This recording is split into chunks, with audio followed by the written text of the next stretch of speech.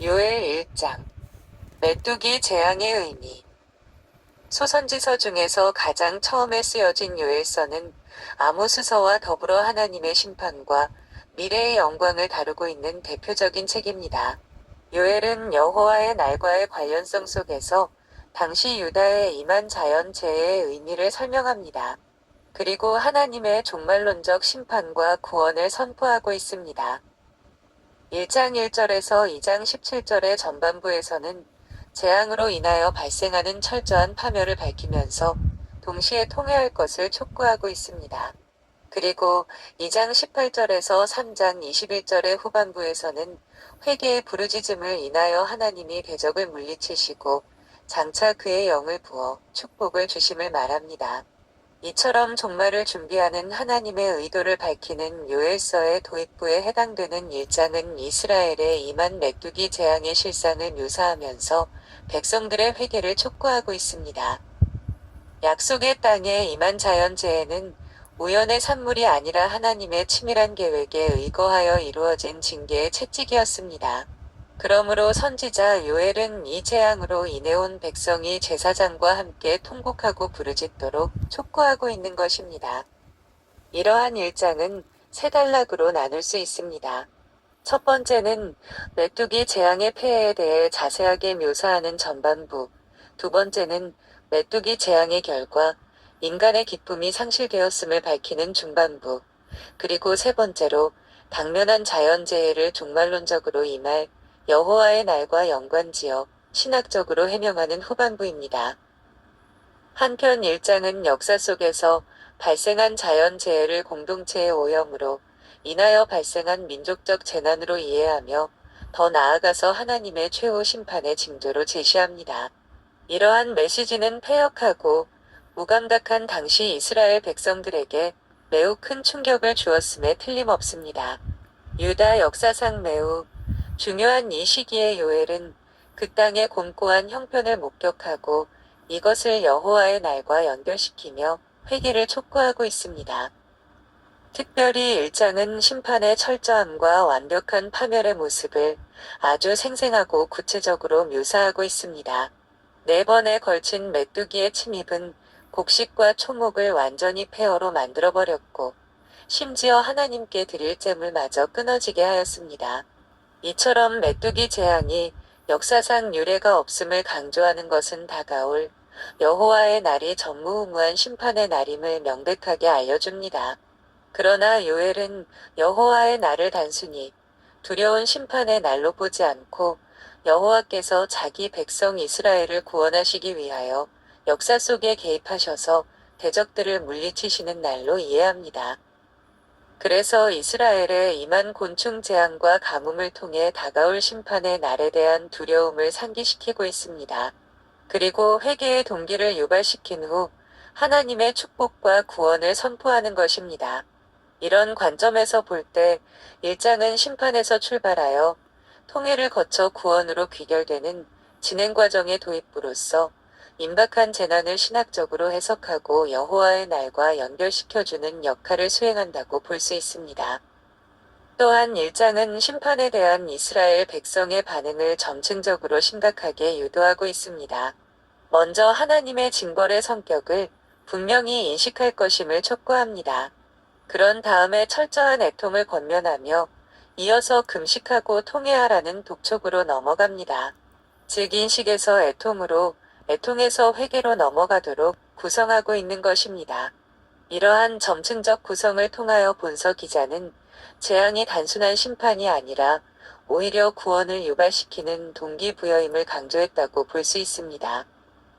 이상과 같은 요엘서 1장은 심각한 메뚜기 재앙을 이스라엘의 반역의 결과로 이해하며 앞으로 다가올 심판의 예고로 봅니다. 그러므로 본서 기자는 이스라엘 백성에 대하여 다음과 같은 세 가지 태도를 단계적으로 유도하고 있습니다. 첫째, 1절에서 4절에서는 재앙에 대해 인식하도록 합니다. 먼저 요엘은 이스라엘에게 임한 재앙의 독특성을 강조합니다. 그는 동시대인이나 조상들이 결코 이러한 메뚜기 재앙을 겪지 않았음을 수사적 질문을 통해 강하게 상기시킵니다. 그는 메뚜기 침략이 연속적이며 다양한 형태로 전개되었으므로 지극히 황폐되었음을 설명하고 나서 그럼에도 불구하고 자신들의 잘못을 깨닫지 못하는 이스라엘의 무감각성을 부각시켜 재앙에 대한 바른 인식을 권고하는 것입니다. 둘째, 5절에서 12절에서는 재앙에 대해 애통할 것을 권면합니다. 전례 없는 재난에 대한 분명한 인식을 촉구한 선지자는 이제 좀 더 강하게 여러 계층에 대하여 애통을 요청하고 있는 것입니다. 애통의 원인은 밀과 기름으로 드리는 소재와 포도주로 드리는 전제가 곡물의 황폐로 말미암아 더 이상 시행될 수 없기 때문입니다. 그러므로 선지자는 어렸을 때 약혼한 남편을 잃은 젊은 여자와 같은 심정으로 애통하라고 호소합니다. 셋째, 13절에서 20절에서는 금식과 통회를 촉구합니다. 선지자는 더 나아가 모든 백성이 성전으로 모여 성회를 선포하고 금식하며 회개할 것을 강력히 선포하고 있습니다. 메뚜기 재앙은 미래에 임할 심판의 날을 상징하는데 이는 인간뿐만 아니라 동물과 땅도 함께 고통을 당하는 위태로운 상황임을 설명합니다. 가뭄으로 시냇물이 말랐고 메뚜기들이 미쳐 갈가 먹지 못하고 남겨놓은 목초지도 마치 불사른 것처럼 말라버렸습니다. 이러한 극단적 심판을 경고하면서 선지자는 금식과 회개의 필요성을 환기시킵니다. 즉 선지자가 말한 재앙의 두려움과 비례하여 회개를 외치는 메시지도 강력한 무게를 더하게 되는 것입니다. 이상의 1장에서 요엘은 시종일관 이스라엘에 임한 자연재해를 여호와의 날의 전조로서 해석하고 있습니다. 이러한 시각을 이해하기 위해서 먼저 가나안 땅의 독특한 신학적 의미를 이해해야 합니다. 가나안 땅은 이스라엘 백성에게 하나님의 율법에 의해 지배되는 축복과 안식의 영역을 의미합니다. 그 땅은 이스라엘 백성의 영적 온도계로서 약속의 순종 여부에 따라 운명이 결정됩니다.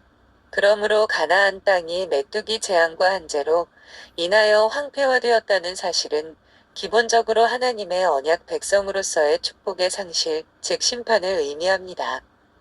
더구나 애굽에서는 메뚜기 재앙이 어둠의 재앙과 죽음에 선행되어 있습니다. 그리고 신명기의 저주는 메뚜기 재앙을 추방과 죽음에 연관시켜 위협하고 있습니다.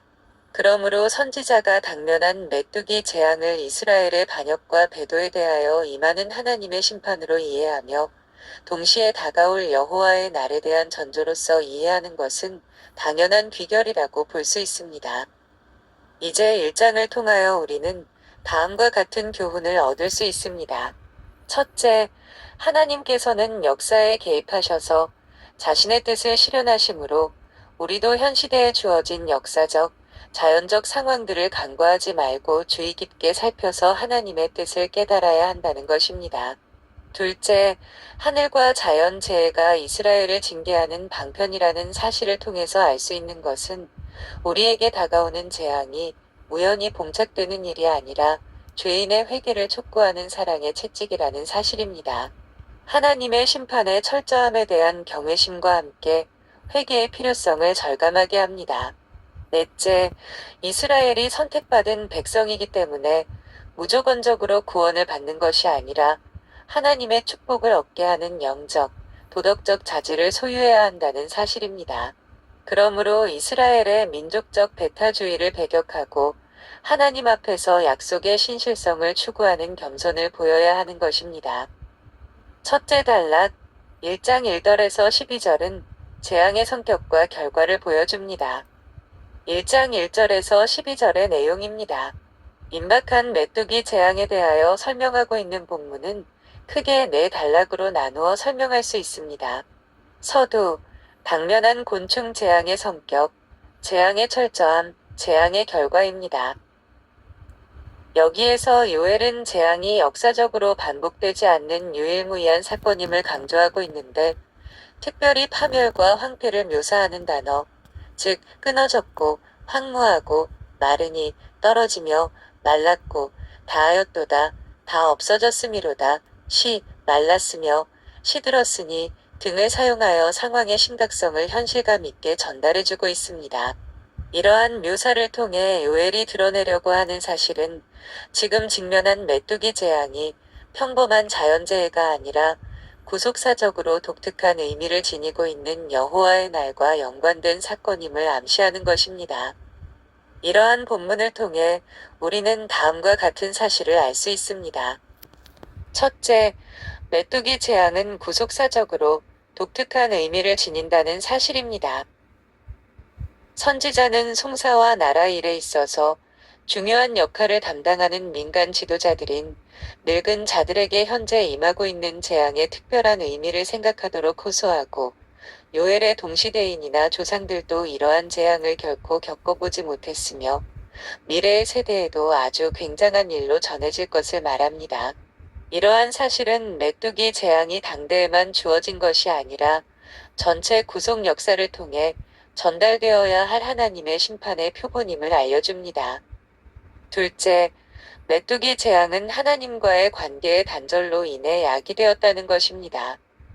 즉 이스라엘이 하나님과의 언약을 망각하고 포도주에 취하여 정신을 차리지 못한 결과라는 것입니다. 노래와 귀에 거슬리는 웃음으로 특징을 이루는 취한 자들로 인하여 메뚜기 재앙이 일어났으며 그 결과 포도주가 끊어지게 되었습니다. 그래서 선지자는 취한 자들을 불러서 깨워 울며 곡하라고 말합니다. 이처럼 이스라엘에 임한 재앙의 본질은 하나님을 저버리고 자신의 안일과 쾌락을 추구하는 타락에서 비롯되었습니다. 그러나 이스라엘이 이러한 사태의 심각성을 제대로 파악하지 못함으로 요엘 선지자는 자각을 촉구하는 메시지를 선포했던 것입니다. 셋째, 재앙은 생활의 모든 영역에 영향을 준다는 것입니다. 하나님의 약속을 저버린 결과로 나타나는 재앙은 밭, 곡식, 포도나무, 감람나무, 밀, 보리, 무화과, 석류나무, 종려나무 등 모든 경작물에 치명적인 손상을 주었습니다. 곡식과 포도주의 수확이 없게 되었으므로 모든 기쁨이 사라져버렸고 성전에 드리는 제사가 끊어지게 되었습니다. 이러한 제사의 상실은 하나님과의 관계의 단절을 의미하며 언약 백성으로서의 이스라엘의 정체성을 상실하는 결과를 가져옵니다. 그러므로 이스라엘은 영적 영역에서뿐만 아니라 기본적 생존권을 박탈당하는 처지에 놓이게 되었습니다. 두 번째 단락 1장 13절에서 20절은 재앙의 의미를 가르쳐 줍니다. 메뚜기 재앙에 대한 신학적 해석을 시도한 후에 이어서 나타나는 본문은 백성들에게 금식과 통회를 호소하며 그 의미를 상실하지 말 것을 요청합니다. 본문은 네 부분으로 나누어지는데 회개에 대한 요청, 여호와의 날의 전조, 재앙 이후의 모습, 뒤따르는 한재입니다. 이러한 내용은 하나님의 심판으로 발생한 메뚜기 재앙을 통해 이스라엘 백성의 회개를 촉구하여 다시금 축복으로 이끌려는 선지자의 의도를 명백히 보여주고 있습니다. 재앙에 대한 요엘의 기본적 시각은 파멸을 의미하는 심판이 아니라 구원을 유도하는 회개의 기회로 보는 것입니다. 그러므로 심판이 무섭고 가공할수록 하나님의 구원에 대한 기대와 소망은 간절해진다고 볼 수 있습니다. 또한 본문은 재앙을 여호와의 날과 연관하여 설명하고 있습니다. 이는 당시에 임했던 심판의 의미를 종말론적으로 확장하여 장차 임할 미래의 두려운 심판의 날로 생각하고 있음을 보여줍니다. 특히 15절에 멸망과 전능자라는 단어는 일종의 언어 유희로서 히브리어로 쇼드와 샤다이, 인데 발음이 유사하여 사용된 것으로 보입니다. 이것은 다가올 날이 전능자로부터 오는 멸망이라는 사실을 강조해 줍니다. 이러한 사실은 3장으로 진행되면서 좀 더 극명하게 드러납니다. 이제 본문을 통하여 알 수 있는 몇 가지 사실을 정리해보면 다음과 같습니다. 첫째, 심판은 민족 전체의 회개를 요청하고 있다는 것입니다. 선지자는 농부와 포도원지기, 그리고 제사장뿐만 아니라 모든 백성들이 성전으로 모여 성회를 선포하고 금식하며 부르짖으라고 명령합니다. 요엘은 단지 범죄한 개인에게만 통회를 요구한 것이 아니라 민족적 회개를 말합니다. 한 민족으로서 그 백성들이 모두 나와서 자신의 범죄와 함께 민족적 범죄에 대하여 연대 책임을 느끼고 함께 올 것을 권고합니다. 이렇듯 요엘의 시대에 자행되었던 이스라엘의 죄과는 모든 백성이 함께 슬퍼해야 할 민족적 범죄였습니다. 둘째, 심판은 희망을 낳는다는 것입니다. 요엘 선지자는 매우 강한 어조로 이스라엘의 멸망에 대한 경종을 울리고 있습니다. 그러나 한 걸음 더 나아가서 그는 동시에 희망의 메시지를 병행하고 있습니다. 특히 19절에서 그는 고통 중에 여호와께 부르짖으며 회복을 갈망합니다. 그는 자기 백성들에게 하나님께서 죄를 묵인하지 않으시는 거룩하신 분임을 상기시키면서 동시에 회개를 통하여 용서하시는 하나님이심을 알려줍니다.